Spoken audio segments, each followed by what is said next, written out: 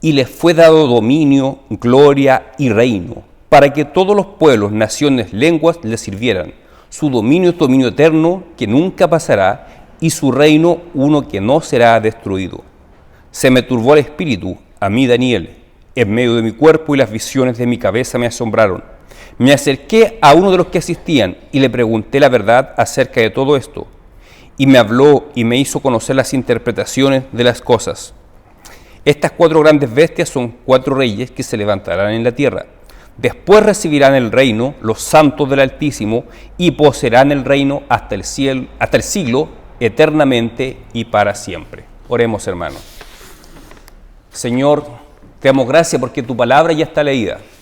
Ahora te rogamos que tu Espíritu Santo nos guíe, nos instruya, abra nuestro entendimiento para que podamos entender lo que tú nos quieres comunicar por medio de tu palabra. Te lo rogamos, Padre, por nuestro Señor Jesucristo. Amén.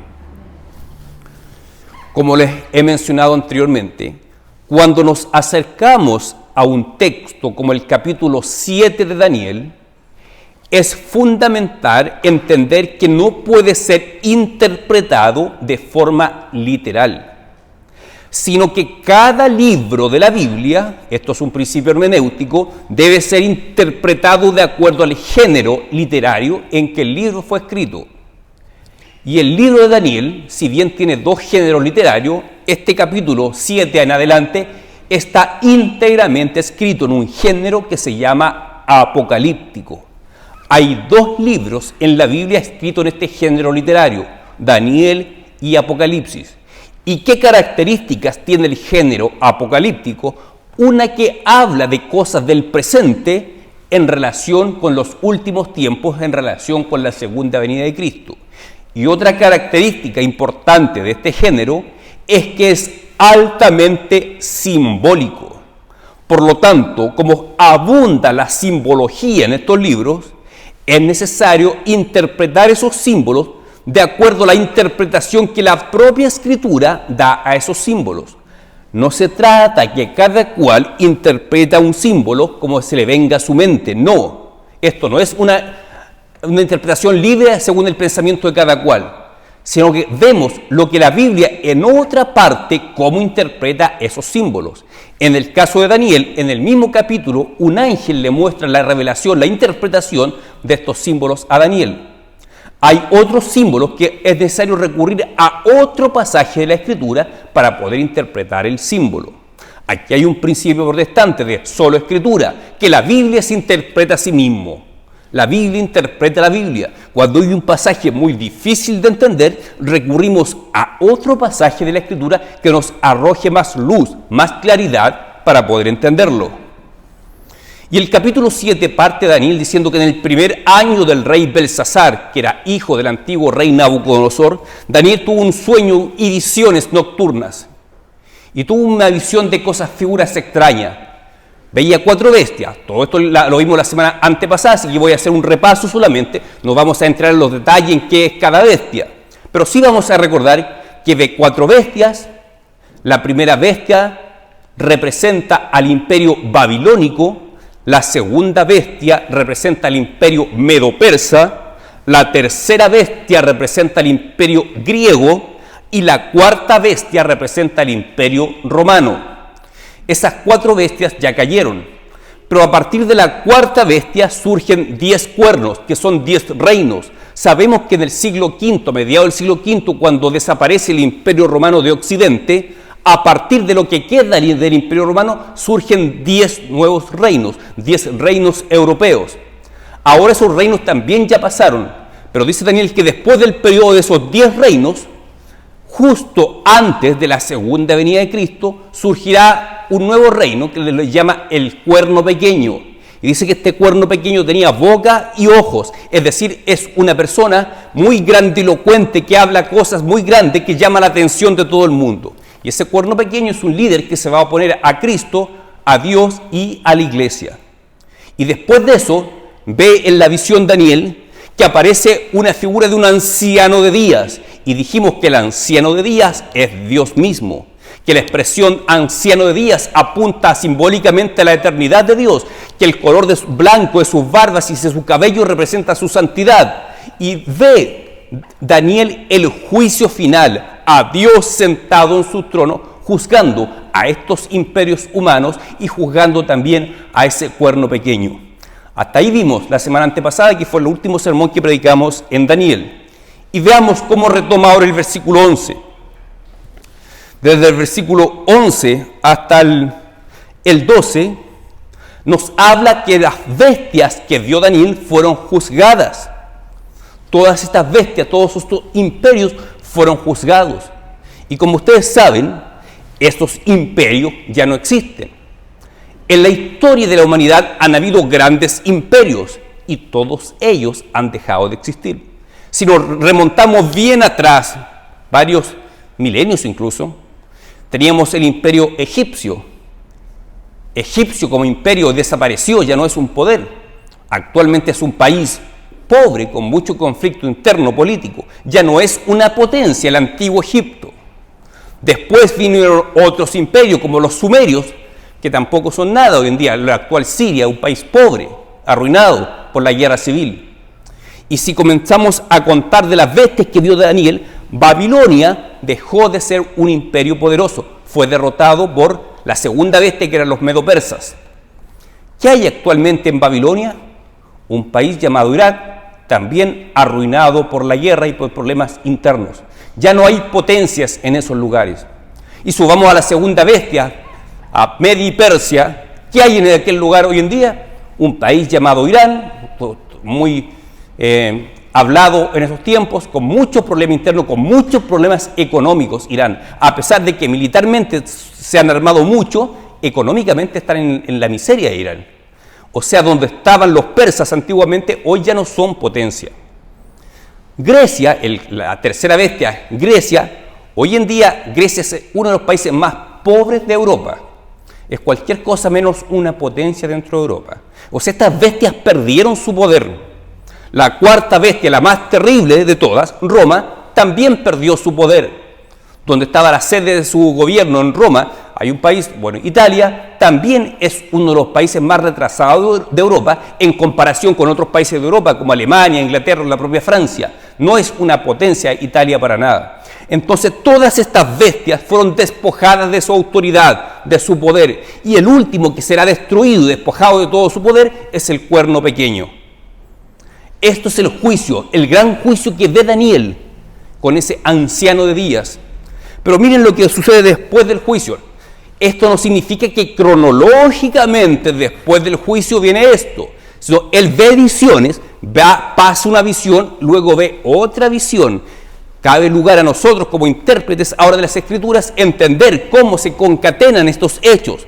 Pero no quiere decir que van en cadena uno tras otro. Porque si se fijan, desde el versículo 13 al 14, nos habla de que ve otra visión Daniel. Dice que viene uno con semejanza de hombre en medio de las nubes. ¿Qué significa este que tiene semejanza de hombre? Este hijo de hombre que viene en las nubes. ¿Sabemos quién es ese hijo de hombre? Es el Señor Jesucristo.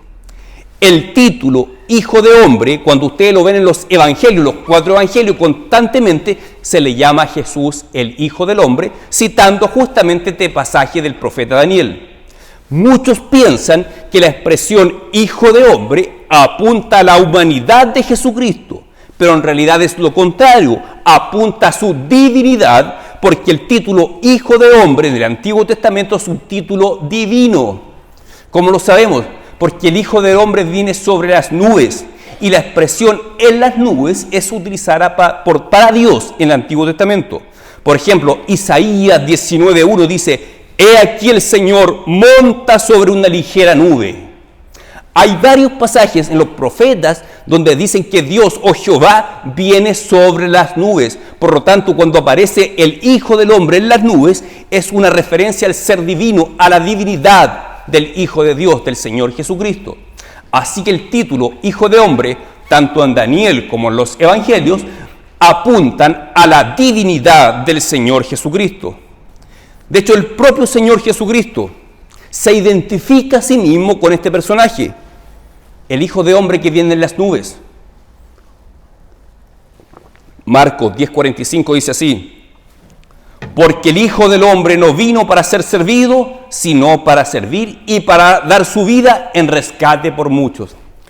O sea, el propio Jesús dice: yo soy este Hijo de Hombre que vio Daniel y que viene a dar su vida en rescate por muchos. Es más, incluso el propio Señor Jesucristo se identifica a sí mismo con un pasaje escatológico de los tiempos del fin. Mateo 24:30 dice: entonces aparecerá la señal del Hijo del Hombre en el cielo, y entonces lamentarán todas las tribus de la tierra, y verán al Hijo del Hombre viniendo sobre las nubes con poder y gran gloria. Así que Jesús se identifica con este personaje, Hijo de Hombre que viene en las nubes.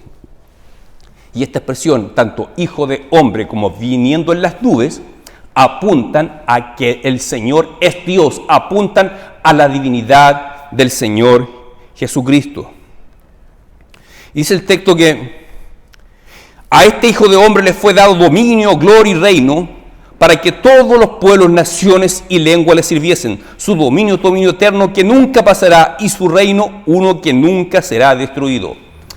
Recuerden Daniel capítulo 2, el sueño de Nabucodonosor, ve una gran estatua, que esa estatua representa los mismos 4 imperios que representan las bestias, pero la parte de abajo, los pies, es golpeada por una piedra que viene del cielo y derriba esta estatua, derriba los imperios, y esta piedra se transforma en un monte que cubre toda la tierra.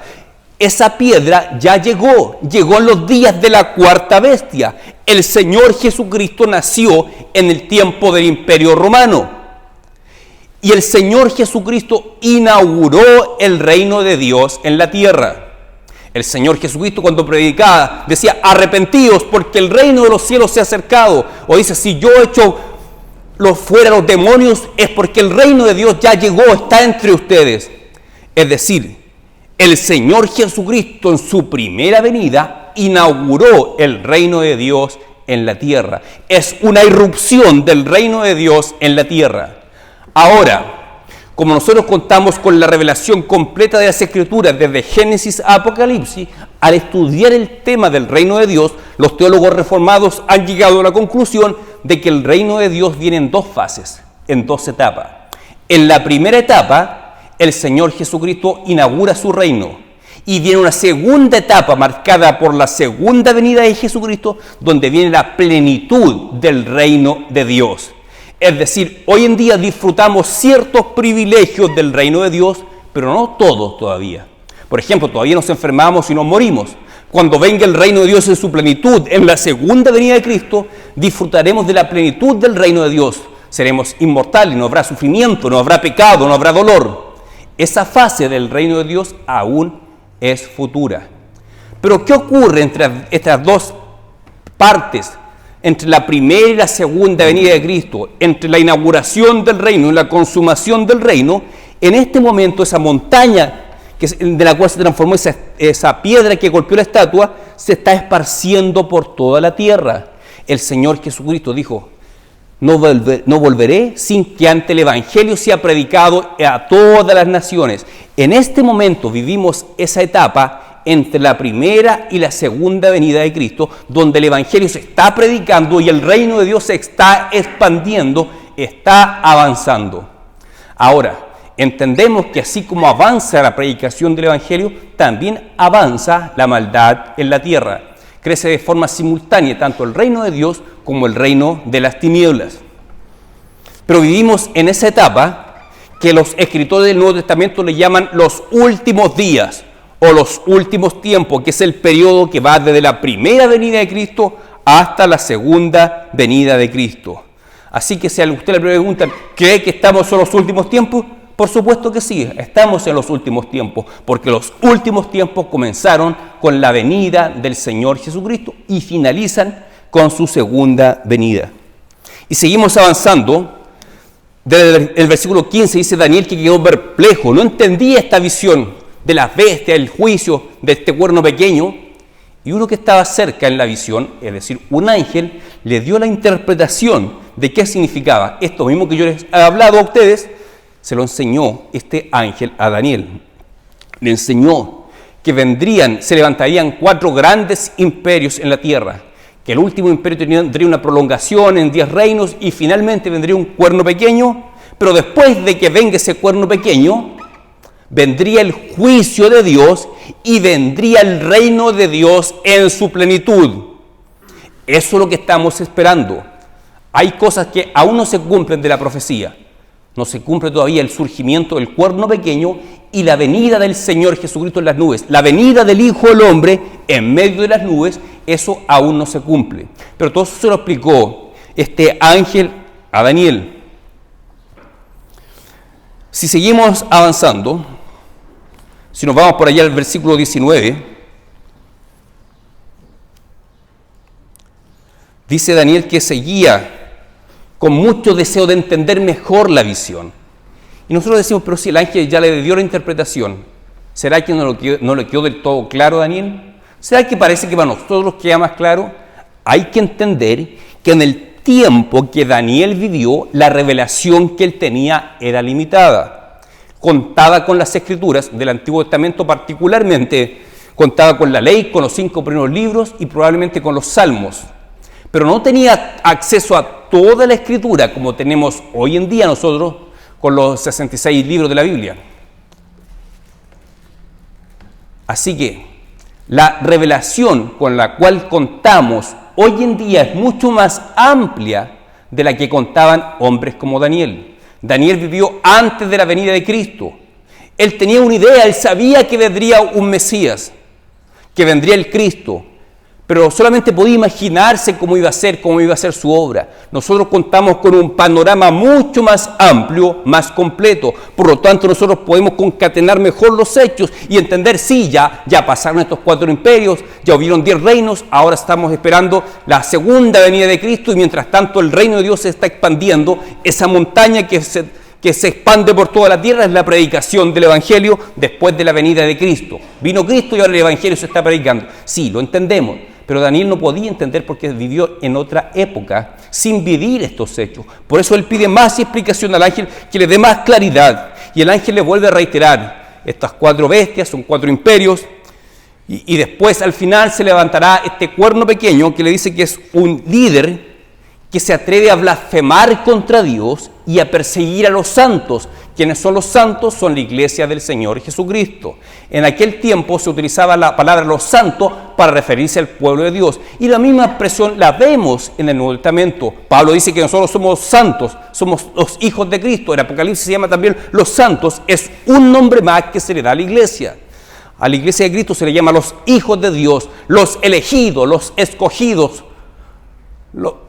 Los santos es otro nombre que se le da a la iglesia de Cristo. De hecho, la iglesia de Cristo ya estaba presente en el Antiguo Testamento. Si entendemos el concepto de iglesia como pueblo de Dios, Dios siempre ha tenido un pueblo. Desde Adán y Eva en adelante, siempre ha tenido un remanente, un pueblo de Dios. Así que la iglesia de Cristo ya estaba presente en el Antiguo Testamento. Pero como les digo, la revelación que tenía Daniel era más limitada a lo que el ángel le mostraba. No tenía el privilegio que tenemos hoy en día de leer toda la Biblia y entender mejor los hechos. Y miren lo que dice el versículo 22, se repite 4 veces en este capítulo. Eso nos da a entender que la intención del autor del libro de Daniel, probablemente el propio Daniel, entendía que la idea principal de este capítulo era lo siguiente: hasta que vino el anciano de días y se dio el juicio a los santos del Altísimo, y llegó el tiempo y los santos recibieron el reino. La idea principal del capítulo 7 de Daniel es que viene el anciano de días, es decir, viene el reino de Dios, y el reino es entregado al Hijo del Hombre, a Jesucristo y a sus santos. Y este reino no tendrá fin, durará para siempre, será un reino eterno. Esa es la idea principal de este texto. La idea principal de Daniel no es que nosotros, lectores de este libro en el siglo XXI, tratemos de buscar pistas para ver quién es el anticristo. No es el objetivo del libro. El objetivo central del libro es hacernos entender: pasarán muchos imperios, mi pueblo está cautivo en Babilonia, después vendrán otros imperios, pero finalmente el reino de Dios llegará y será un reino que no tendrá fin y durará por toda la eternidad. Un reino de justicia, de bondad, de santidad. encabezado por el Hijo del Hombre. Hoy en día nosotros sabemos que es el Señor Jesucristo. Esa es la idea principal del capítulo 7 de Daniel. Decirle a esta gente que estaba viviendo en cautividad, están bajo este imperio poderoso que es Babilonia, pero Babilonia dejará de ser. Vendrá después otro imperio, después otro, después otro, y ese reino final tendrá una parte final, y vendrá finalmente el Hijo del Hombre sobre las nubes, y el reino será de él y de su pueblo para siempre. Esa es la idea central del libro de Daniel. Cuando ocupamos el libro de Daniel buscando pistas en qué época vivimos, cuánto falta para la segunda venida de Cristo, erramos el blanco. La idea principal es de Daniel traer consuelo a su pueblo que está sufriendo cautivo en Babilonia, dándole esperanza de que algún día el reino de Dios vendrá y todo cambiará. Y también es el objetivo para nosotros hoy en día. Hoy en día vemos los poderes del mundo, vemos la corrupción que hay en el mundo, la delincuencia, los problemas económicos, las guerras, tanta desgracia que hay en el mundo. Pero no obstante, este libro nos asegura que llegará el momento en que Dios se sentará en su trono, juzgará la maldad del hombre y el reino de Dios no tendrá fin. Ahora, alguien podrá decir, sí, Dios juzgó a estos imperios, Dios juzgó a estas bestias, las destruyó porque eran malvados. Sí, ciertamente, como he mencionado anteriormente, esos pueblos, esos imperios eran malvados. Eran malvados porque no se sometían a Dios, no buscaban a Dios, no adoraban a Dios. Eso no significa que no puedan haber hecho algún aporte a la humanidad. Esos imperios ciertamente hicieron aportes a la ciencia, a las humanidades, al arte. Claro que hicieron aportes. Claro que los griegos aportaron a la filosofía, a la escultura, a la poesía. Los romanos mucho a la pintura, a la arquitectura. Claro que hicieron aportes a la humanidad, pero son pueblos malvados porque no buscaron a Dios, no glorificaron al Dios verdadero. Al contrario, fabricaron falsos ídolos, falsos dioses y los adoraron como a Dios. Por eso son pueblos malvados que van a ser condenados por Dios en el día del juicio. Sí, yo sé que tú no perteneces a ninguno de esos imperios, pero si tú confías en tu propia bondad para presentarte delante de Dios en el día del juicio, también serás condenado, porque nadie es lo suficientemente bueno para ser declarado inocente por Dios. Solamente por medio de la fe en Jesucristo podemos ser salvos y pasar ilesos ante el trono de Dios. Así que si tú no has entregado tu vida a Jesucristo, también serás condenado junto a estos imperios. Pero si tú ya entregaste tu vida a Jesucristo, puedes tener el gozo y la tranquilidad que ya eres ciudadano del reino de Dios, del reino de los cielos, y vas a ser heredero de la tierra eternamente, gobernada por el Señor Jesucristo. Si seguimos avanzando, el versículo 23 en adelante habla nuevamente de la cuarta bestia y da más detalles acerca de este cuerno pequeño. Dice que se atreve a blasfemar contra Dios y contra los hijos del Altísimo.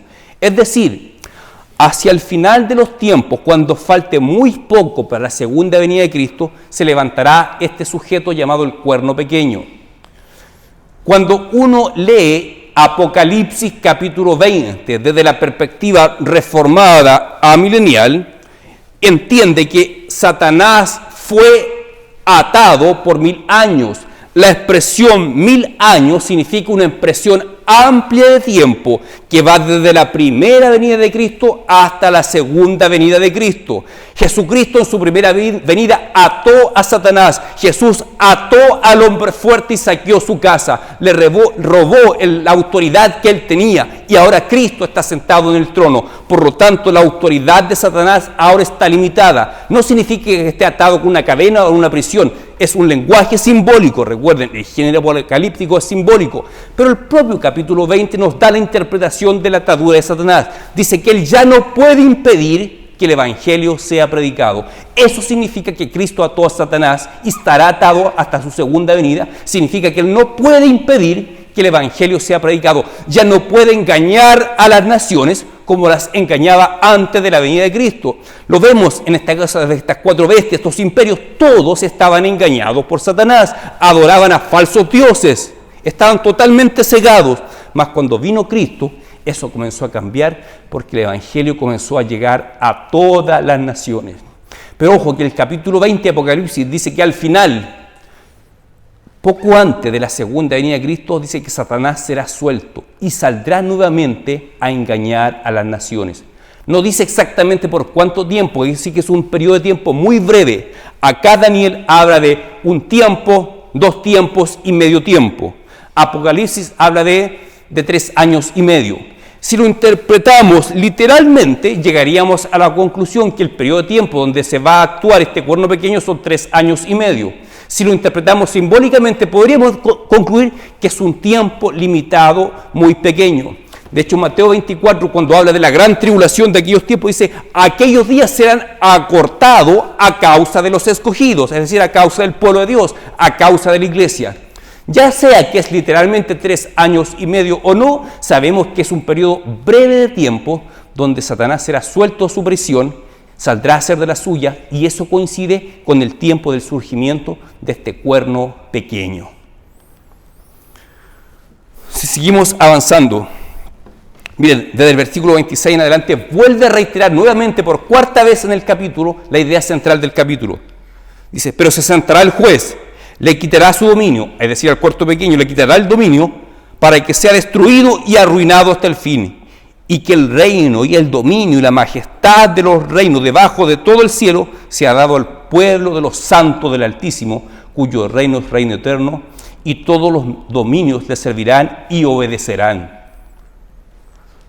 Hermanos, el reino de Dios vendrá, eso es inevitable. El enemigo no puede impedir eso. Ya vino el reino de Dios en su primera etapa, en su inauguración. Hoy en día el reino se está expandiendo, pero la consumación del reino viene con el Hijo del Hombre en las nubes. Es algo que aún esperamos. Pero si tú estás en Cristo, ya eres ciudadano del reino de Dios. El libro de Hebreos dice que somos ciudadanos del reino de Dios, somos ciudadanos de esta patria celestial. Pablo le dice a los colosenses que el Señor nos ha trasladado del reino de las tinieblas al reino de su Hijo Jesucristo. Es decir, si tú entregaste tu vida a Cristo, ya eres ciudadano del reino de Dios, y eso no te lo puede quitar nadie. Ya eres ciudadano del reino. Hoy día ya disfrutas de muchos beneficios de ser ciudadano del reino. Si tú te puedes llamar a ti mismo hijo de Dios, ese es un beneficio que solamente tienen los ciudadanos del reino de Dios. Si tú puedes invocar a Dios por Padre, eso significa que eres ciudadano del reino. Si tú estás congregado, adorando a Dios, escuchando su palabra, eso es señal de que tú ya eres ciudadano del reino. Y se llega a ser ciudadano del reino solamente por medio de la fe en Jesucristo, cuando rendimos nuestra vida a Jesucristo. Por lo tanto, si ya somos ciudadanos del reino, ¿qué estamos esperando? La consumación del reino, que viene acompañado con la segunda venida de Jesucristo y el juicio final. Este era un mensaje de aliento para el pueblo judío que estaba cautivo en Babilonia. Le decía, sí, yo sé que son esclavos en un lugar, que están bajo el poder de un imperio poderoso, pero todo eso alcanzará su final, y finalmente ustedes heredarán el reino de Dios.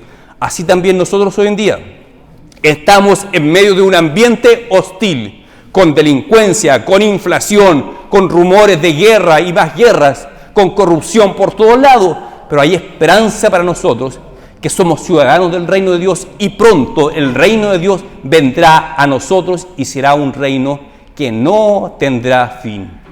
Así que el futuro que espera a los hijos de Dios es grandioso.